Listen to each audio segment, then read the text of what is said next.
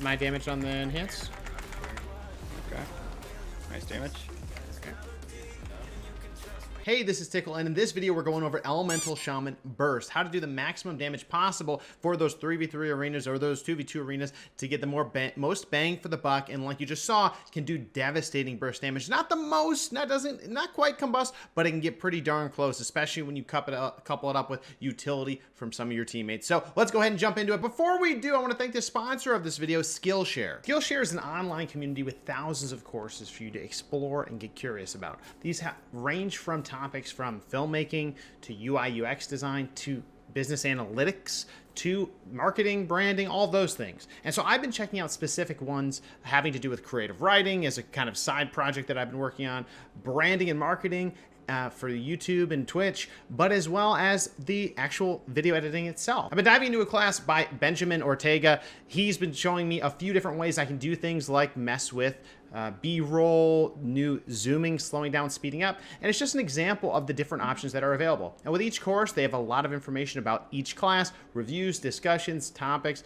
project resources, transcripts, etc. And it's a great way to dive in and learn to expand your horizons. It's a casual thing where I can pick up and put down any of the courses that I want, picking certain lessons that I want to jump in and out of to get certain pieces of information, and switching around. There's nothing really holding me down to it. There's also live courses which are available and scheduled, which you can jump into and get that personal experience of an in-class session. I really encourage you to check out Skillshare. You can use the link below, and the first 1,000 of my subscribers to use the link will get a free trial of the premium membership. And at a monthly cost of less than $10, the annual membership is really not a lot for the amount of learning that you're basically getting exposed to. So that being said, let's go ahead and jump back to the video. All right, we're in game, and I'm going to show you, first of all, what's the gear setup that you need for the big one-shot potential.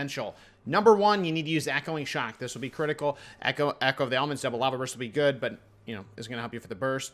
Primal Elementalist, you basically go this because you have to stay defensive. You need Stormkeeper for this burst. Next up, you need Sky Fury, absolutely critical. After that, Lightning Lasso will be good in general. Grounding Totem will be good. Now, this is a pretty high burst, and one of the reasons it's so high is because we're using this legendary.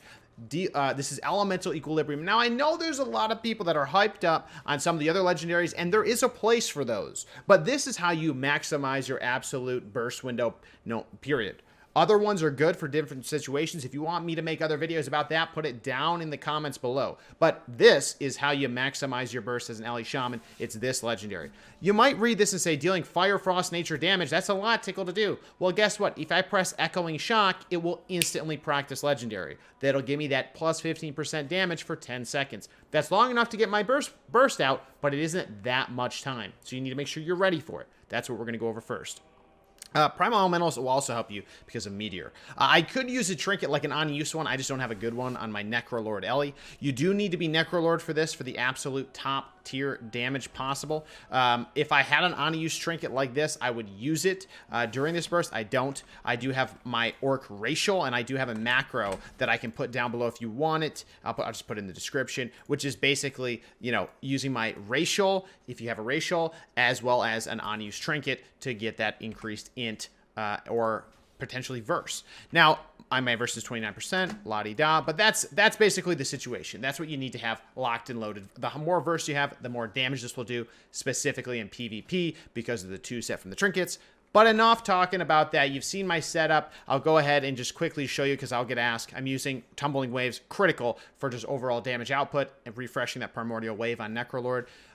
This is just uptime for overall damage. Nothing else here is really contributing damage. We could actually get more damage if we went with Emily, but we're going to keep with this one because that first Soulbind really gives you the defensives you need.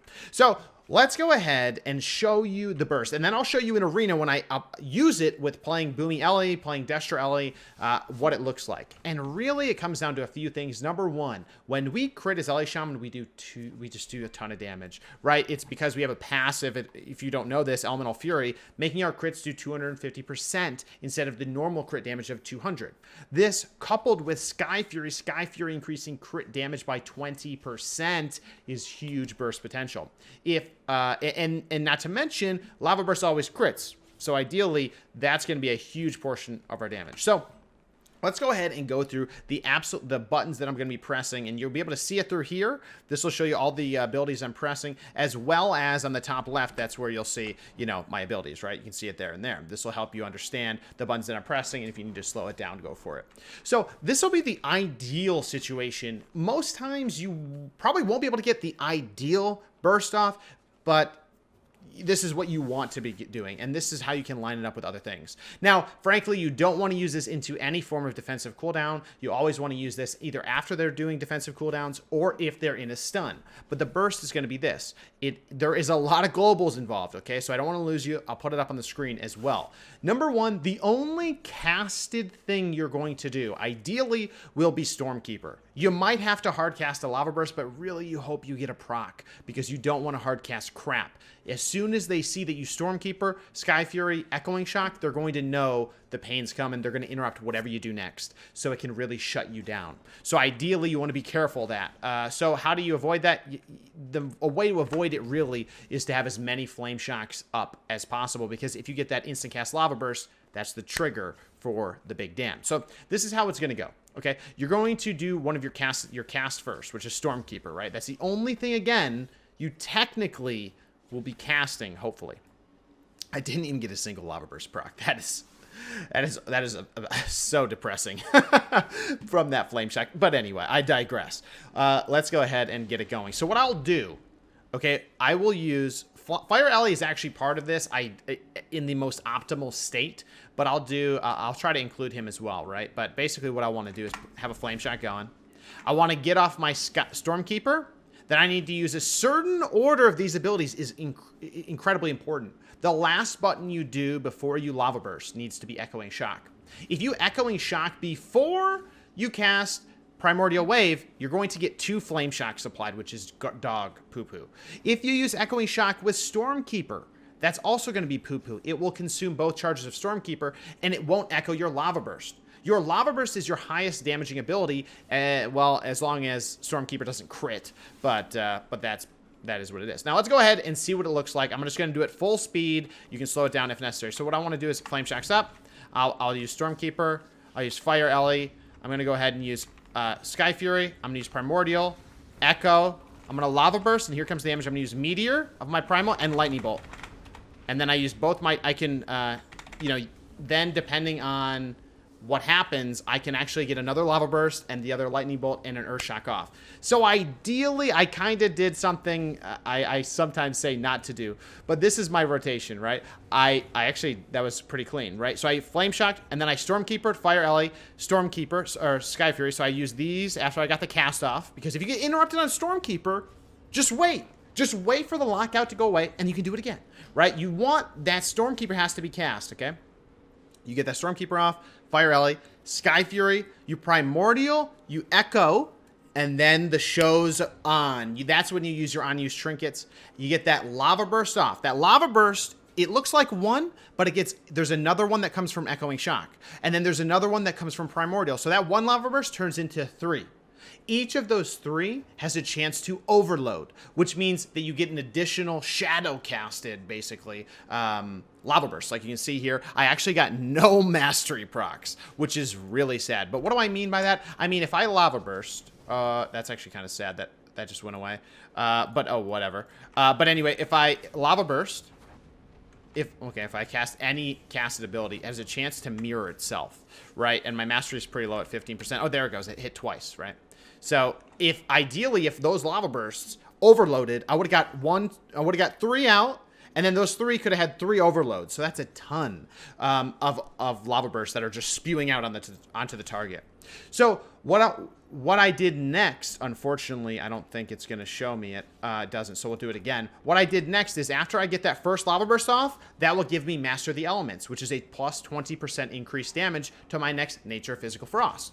That's when I start to use my Stormkeeper Lightning Bolts. I use my first Stormkeeper Lightning Bolt, which is plus 200% damage on that, right? Plus 150% damage on that Lightning Bolt.